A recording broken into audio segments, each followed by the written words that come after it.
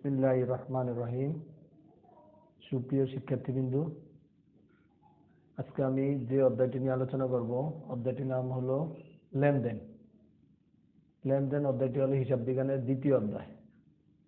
আমরা এই মহামারী করোনা ভাইরাসের কারণে হয়তো সামনাসামনি ক্লাস উপস্থাপন করতে পারিনি, এই কারণে অনলাইনে ক্লাস দেওয়ার চেষ্টা করতেছি। ইনশাআল্লাহ ক্লাসগুলো তোমরা মনোযোগ সহকারে দেখবা, তাহলে বুঝতে পারবা।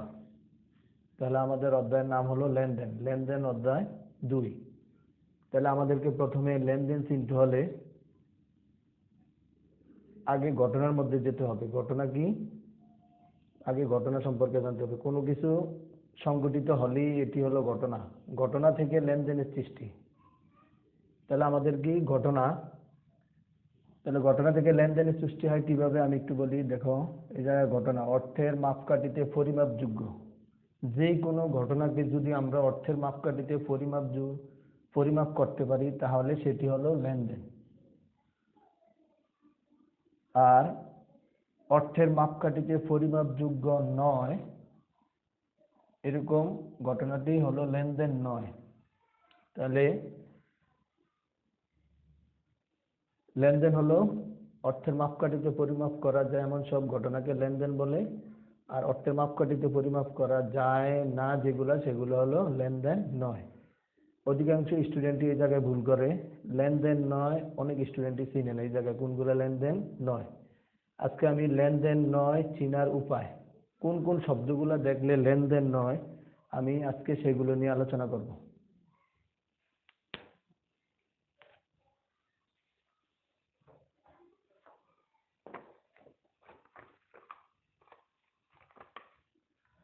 তাহলে 1 নম্বরে আসো, লেনদেন নয় চিনার উপায়। 1 নম্বর হলো পরমায়েশ।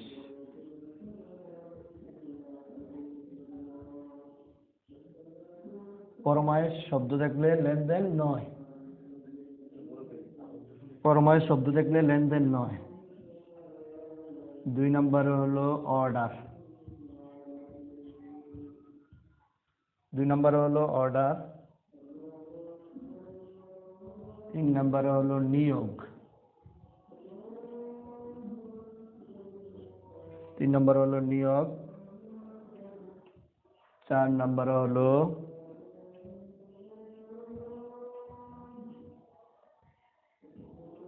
চুক্তি বা চুক্তিবদ্ধ।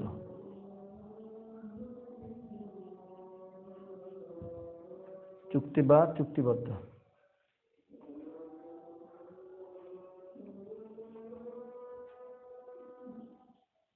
5 নম্বর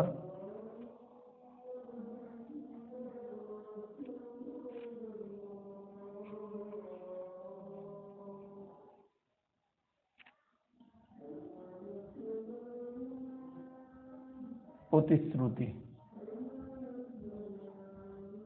প্রতিশ্রুতি বা ওয়াদা।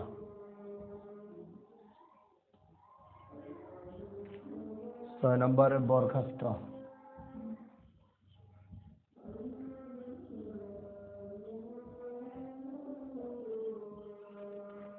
7 নম্বরে হলো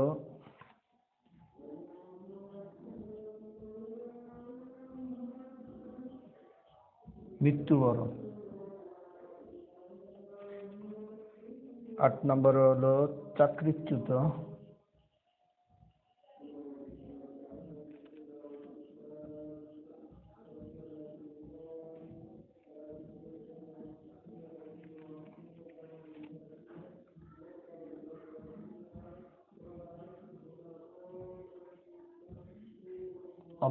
9 নম্বরে হলো অব্যাহতি।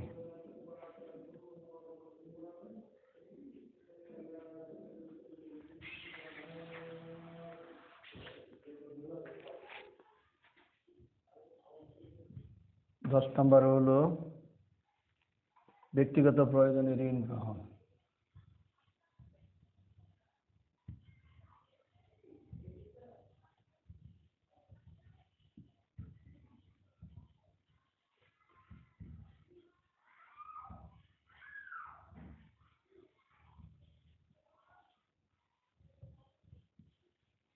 11 নম্বরে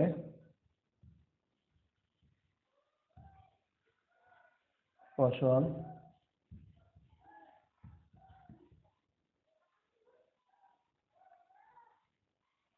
বিক্রয় করে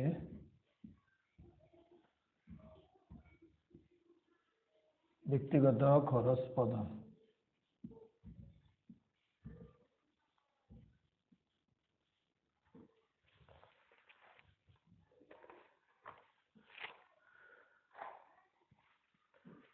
তাহলে লেনদেন নয় চিনার উপায়ের মধ্যে সর্বপ্রথম আমার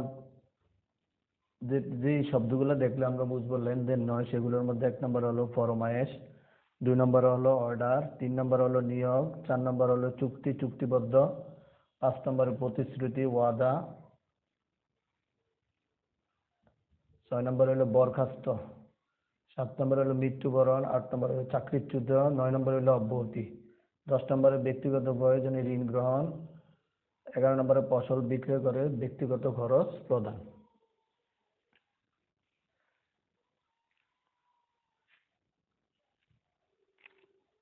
এবার আমরা একটা একটা করে উদাহরণ দিচ্ছি। ফরমায়েশ। ফরমায়েশ হলো একটা চিঠি। ফরমায়েশ হলো একটা চিঠি। আমরা পণ্য ক্রয় করব এই মর্মে বিক্রেতাকে একটা চিঠি প্রদান করলাম। তাহলে আমাদের এই জায়গায় ফরমায়েশ বলতে বোঝানো হয়েছে যাতে আমরা একটা পণ্য ক্রয় করব বা একজনকে ফরমায়েশ একটা চিঠির মাধ্যমে আমরা জানাইলাম যে পণ্য ক্রয় করব। তাহলে ফরমায়েশ শব্দ দেখলে আমাদেরকে বুঝতে হবে একটি লেনদেন নয়, অর্ডার। অর্ডারের ফরমায়েশের ইংরেজি শব্দটাই হলো অর্ডার। তাহলে ফরমায়েশ অর্ডার একই জিনিস। পরীক্ষার হলে ফরমায়েশ দিয়েও আসতে পারে, অর্ডার দিয়েও আসতে পারে। নিয়োগ। আমরা একটি প্রতিষ্ঠানে কোন একটি ব্যক্তিকে নিয়োগ দিয়েছি, তো নিয়োগ দেওয়ার ফলে আমরা এখনো তাকে বেতন প্রদান করিনি, এই কারণে নিয়োগ শব্দ দেখলে এটিও কি লেনদেন নয়। চুক্তি, চুক্তিবদ্ধ। আমরা কোনো পণ্য ক্রয়ের ক্ষেত্রে চুক্তি বা চুক্তিবদ্ধ হলে এই ক্ষেত্রেও আমাদেরকে বুঝতে হবে এটি লেনদেন নয়। প্রতিশ্রুতি, ওয়াদা, এই শব্দ দেখলেও আমরা বুঝবো কি লেনদেন নয়। আমরা একজন অফিস সহকারীকে বরখাস্ত করলাম, তাহলে এই জায়গায় আর্থিক কোনো লেনদেন সংঘটিত নেই, এই কারণে এটিও লেনদেন নয়। আমার প্রতিষ্ঠানের একজন দারোয়ান মৃত্যুবরণ করলো, তাহলে এইদিকে কারবারের বা প্রতিষ্ঠানের আর্থিকভাবে কোনো এফেক্ট পড়েনি, এই কারণে এটিও লেনদেন নয়। আমার কারবারের একজন ম্যানেজারকে চাকরিচ্যুত করলাম, এই জায়গায় অর্থের কোনো কারবারে আর্থিক কোনো এফেক্ট ঘটেনি, এই কারণে এটিও লেনদেন না। অব্যাহতি। আমি আমার ম্যানেজারকে অব্যাহতি দিয়েছি, এটিও কারবারের কোনো অর্থের এফেক্ট ঘটেনি, এই কারণে এটি হলো কি লেনদেন নয়। ব্যক্তিগত প্রয়োজনে ঋণ গ্রহণ। ব্যক্তিগত প্রয়োজনে ঋণ গ্রহণ। যে লেনদেনটি কারবারে, যে লেনদেন যে অর্থটি কারবারে এফেক্ট করবে না, ওগুলা লেনদেন নয়। যেমন ব্যক্তিগত প্রয়োজনে ঋণ গ্রহণ, এটা আমি আমার ব্যক্তিগত প্রয়োজনে ঋণ গ্রহণ করছি, এটা কারবারের মধ্যে এফেক্ট করেনি, এই কারণে ব্যক্তিগত প্রয়োজনে ঋণ গ্রহণ এটিও কি লেনদেন নয়। ফসল বিক্রি করে ব্যক্তিগত খরচ প্রদান। মানে সহজ কথা হলো আমাদের ব্যক্তিগত যে কোনো কাজের বিনিময়ে টাকা আসুক বা যাক, এটি লেনদেন নয়। যদি কারবারের মধ্যে এফেক্ট করে তাহলে ওটি হবে কি লেনদেন। তাহলে আমরা লেনদেন নয় অধ্যায়ের যে শব্দগুলো দেখলে বুঝবো লেনদেন, তোমরা এগুলা ভালোভাবে মনোযোগ সহকারে পড়ে নিবে, তাহলে তোমরা লেনদেন নয় ভালোভাবে চিনতে পারবে।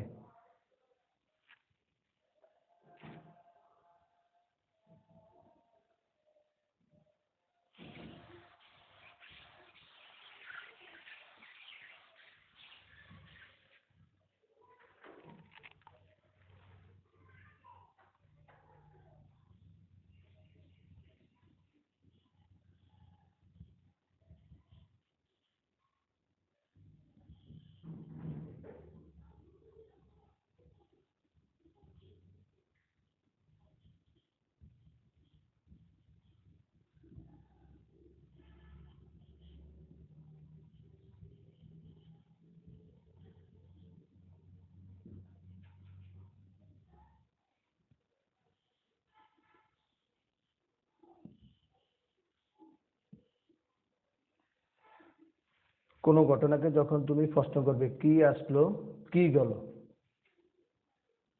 যখন দুইটার একটাও আসবে না, যখন এই দুইটার কি আসলো কিছুই আসলো না কিছুই গেল না, তখন বুঝবা এটি লেনদেন নয়।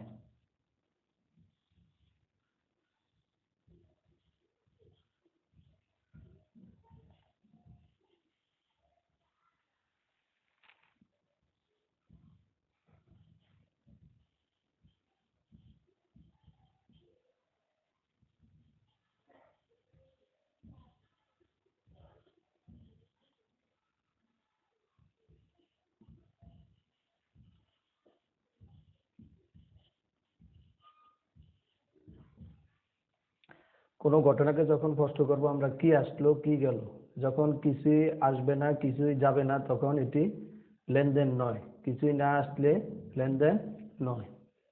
তাহলে আমরা একটা এক্সাম্পল দেখি।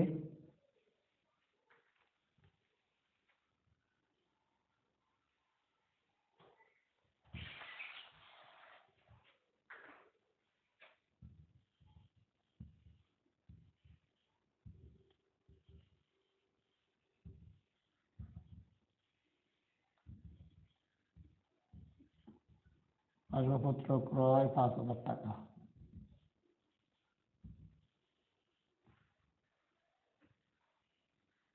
কি আসলো?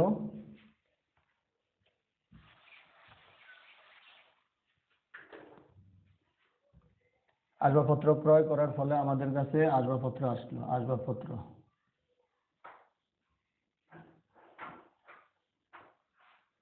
আসবাবপত্র ক্রয় করার ফলে আমাদের কাছ থেকে নগদ টাকা চলে গেছে, এই কারণে নগদ টাকা চলে গেছে।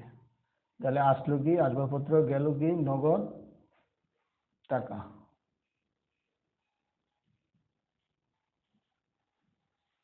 তাহলে এটি হলো লেনদেন।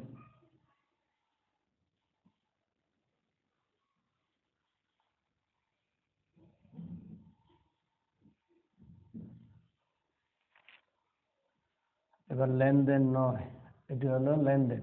এবার লেনদেন নয়,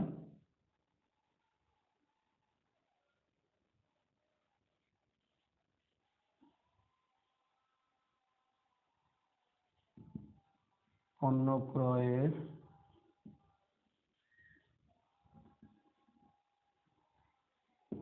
ফরমায়েশ দেওয়া হলো।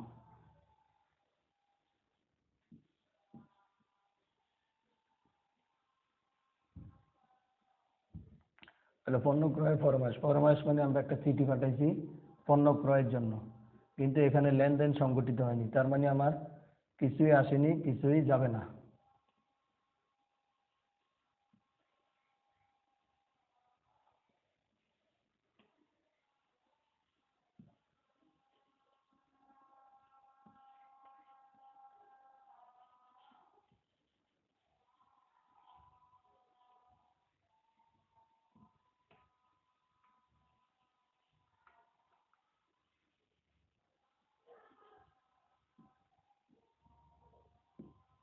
তাহলে পণ্য ক্রয়ের ফরমায়েশ দেওয়া হলো। তাহলে এই জায়গায় আমাদের কি ঘটলো? পণ্য আমরা ক্রয় করব, এই কারণে আমরা একটা চিঠি পাঠাইছি, ফরমায়েশ দিয়েছি, এই কারণে আমাদের কাছে কিছুই এখনো আসে নাই এবং কিছুই যায় নাই। তাহলে এটি লেনদেন নয়।